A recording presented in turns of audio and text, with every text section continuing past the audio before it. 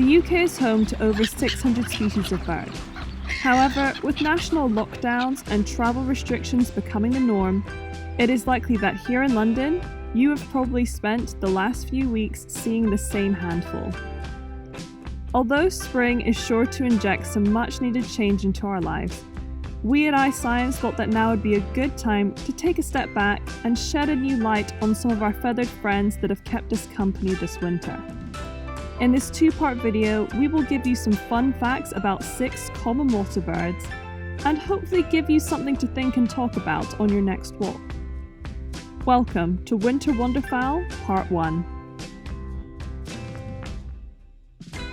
First up is a bird so familiar you might not have given them much thought. Crococephalus ridibundus, otherwise known as the black-headed gull. Although most commonly found in wetland and coastal environments, this small gull feels perfectly at home wintering in the nation's capital. These birds are thought to have first visited London during the late 1800s, when harsh winters forced them up the Thames from the coast to search for food, transforming from coastal dweller to urban scavenger. In addition, the gulls were a highly valued source of meat and eggs. In fact, they were professionally managed and farmed in what were known as commercial gulleries.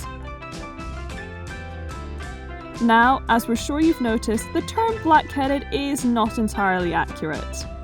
For most of the year, the gull's head remains predominantly white, and it is only during the spring molt, when these lighter feathers are shed and replaced with darker, more striking ones, that the black-headed gull gains its characteristic black hood. However, even then, these hoods are in fact a dark chocolate brown rather than black. Around this time of year, if you look closely enough, you can actually see some individuals' heads start to change colour. Unfortunately, this also signals the bird's imminent departure, as soon many will return to their summering grounds in other regions of the UK and Europe. Don't worry though, you can easily pay some of them a visit at the London Wetlands Centre in Richmond.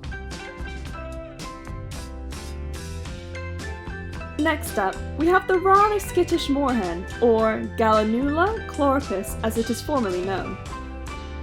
Despite its vibrant red beak and large clown-like feet, these birds are really not given much attention, but were once revered in the countryside, as their presence marked a reprieve from the strict ration diets of World War II. Their strong, dark meat added some much-needed flavour, whilst their eggs were a key ingredient on a Sunday fry-up. Fortunately for the moorhen, poaching their eggs became illegal back in 1954.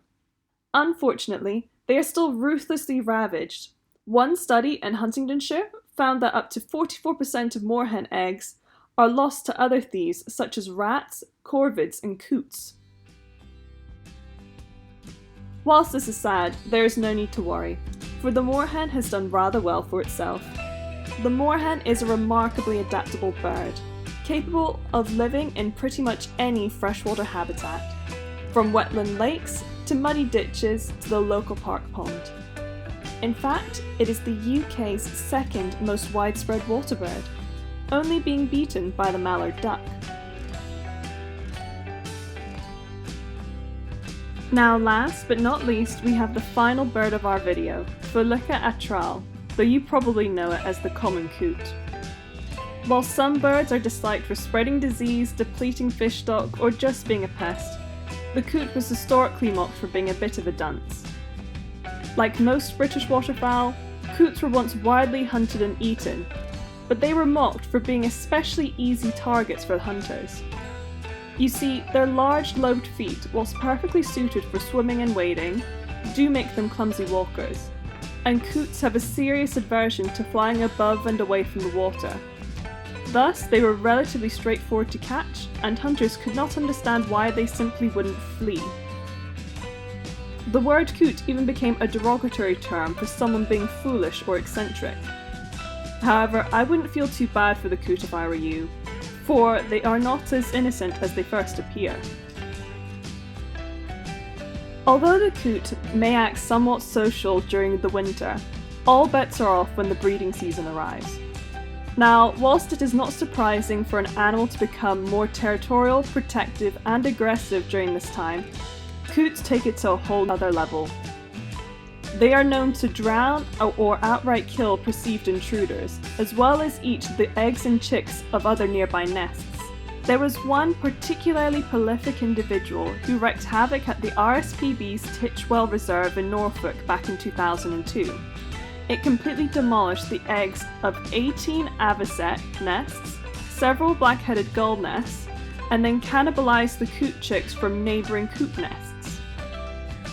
In other words, you would be a real fool to cross this bird. Thank you so much for watching our video. Please like and subscribe to the iScience YouTube channel. See you again soon!